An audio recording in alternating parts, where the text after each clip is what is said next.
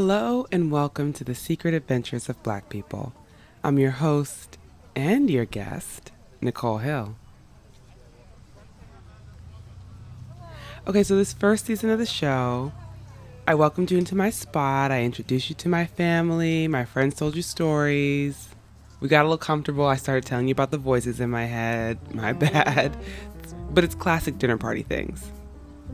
Next week will be the last episode of this first season, and it is in every way the dessert of our time together. But while I still have your attention, before I let go, I have to make one of these, culminating speeches just about our time together and what it's meant to me. So I prepared something. It's a little thing. I'm going to answer 4 questions that I get a lot about the show, and I hope that by the time I'm done, you'll have some sense of I don't know what all this has meant to me. So the first question I get a lot is, how did all this happen? Why did I start this show? All right, so I'm gonna make a confession. Sorry to all my former employers, but I've had a podcast playing in my headphones every day at every job I've ever worked.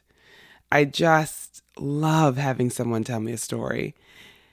And it never really occurred to me that starting a podcast was something that I could do. But then I watched so many other people do just like really brave things. Celica with The Color Girl Beautiful, Ronald with Time Well Spent. My friend Jim released a whole song called Quiet the Monster. Another friend published this book, To All the Places I've Had Sex Before. All these people I personally knew were being so courageous and putting their art out there. And I just thought like, okay, I'm going to do it. It really does matter the company you keep.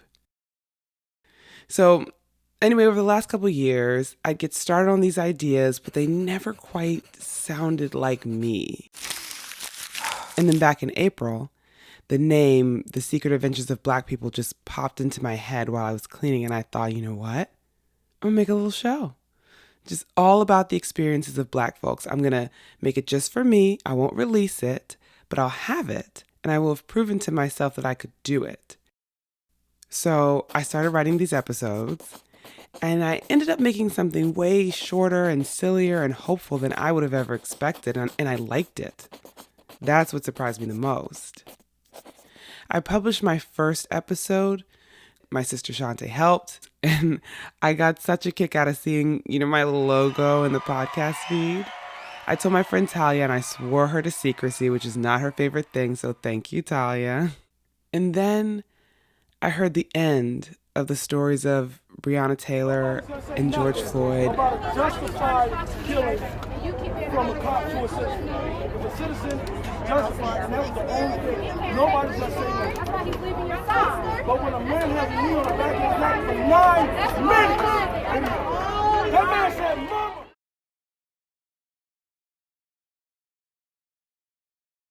I went to D-City Smokehouse this one day in the midst of all of it, and one of the Black guys working there was wearing this necklace. So I said to him, I was like, "Hey, what's up? I like your necklace. I hope you're holding up okay." And he was like, "Thanks. It's actually a crystal. I never wore it before, but I'm trying everything I can think of." And I felt him completely. So I worked up my courage, and I talked to my friends, Lizzie and Ronald and Alana and Jackson, Asafa, my improv team, I don't know her, Crystal, my mom, my dad, my aunt, of course my sister, and Mark Pagan. And they gave me this great feedback and a lot of encouragement, which I guess I needed but wouldn't have admitted it. And I finally decided to go public in June. I wanted the show to be about these really recognizable Black experiences and stories because I mainly just wanted other Black folks, especially the homie at D-City Smokehouse wearing the crystal, to feel love and like they weren't alone. And that's what I hope I did. And that's, how and why the show got started.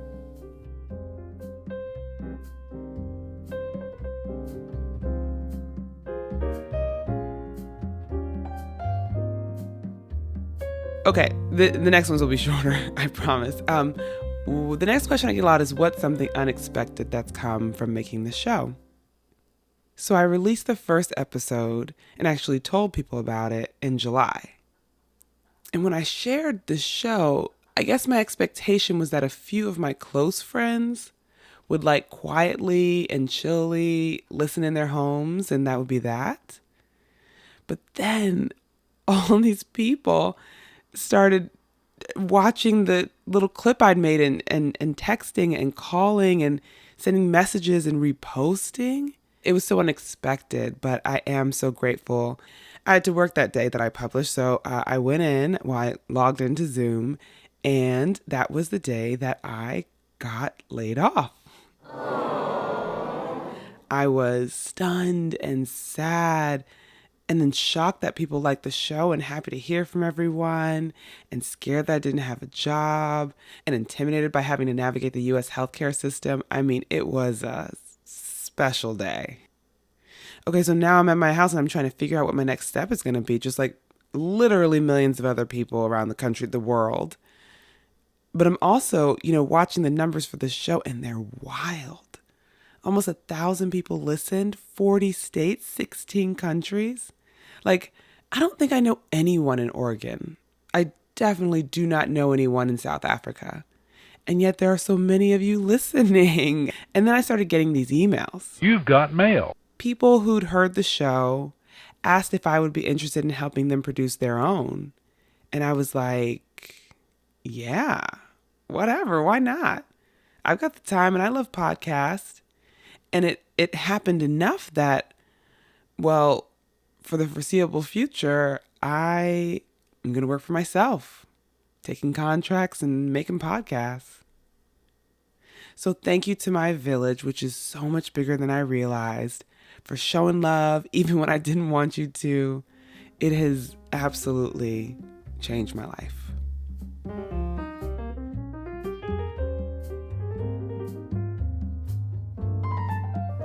All right, we're almost at the finish. People say to me the episodes are short. And that's usually all they say. I think it's meant to be a question like, will I make them longer? And the answer is no. It's meant to be like a little taste. I will say, though, the show isn't short because my guests are lacking in things to say. It's actually torturous to pick what I'm going to cut and what I'm going to keep. And I have all these little clips that I love and would like to share. So, if you're interested in hearing them, I've got a proposal. I'd like to invite you to the after party, which is taking place over on Patreon. Patreon is this website that lets people support creative projects through monthly donations. So I launched a page, and that's where I'll share some of the clips that I love, that I cut for time, and some of the backstories for the episodes. And your support would actually allow me to hire some help. Did you know that Prince played every single instrument on his first album? It's a very cool thing to be able to brag about initially, but it gets old, so we hired a band. I'm trying to hire a band to help with some of the storytelling and the sound design and just to keep things going. So, if you like a little more story and you want to support the show financially, become a patron on Patreon. That's patreon.com. You can just search Secret Adventures of Black People, and there I'll be. The link will also be in the show notes. And finally, what's next for the show? So, there's going to be a season 2. I'm going to do it. It's going to come out in January 2021, which is kind of a ways away. So in the meantime, I'd love for us to keep in touch. Right now, it's just me talking to you all the time, and I'd love to switch that up. I want to know what you think out there in Pennsylvania and Nevada and Malawi.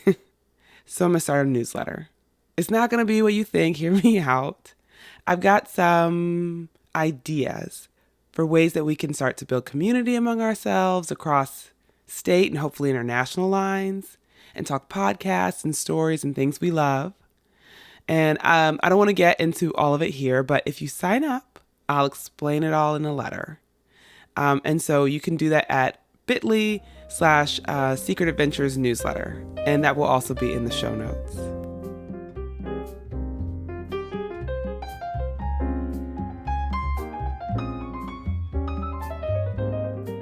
Okay, that was everything I wanted to share.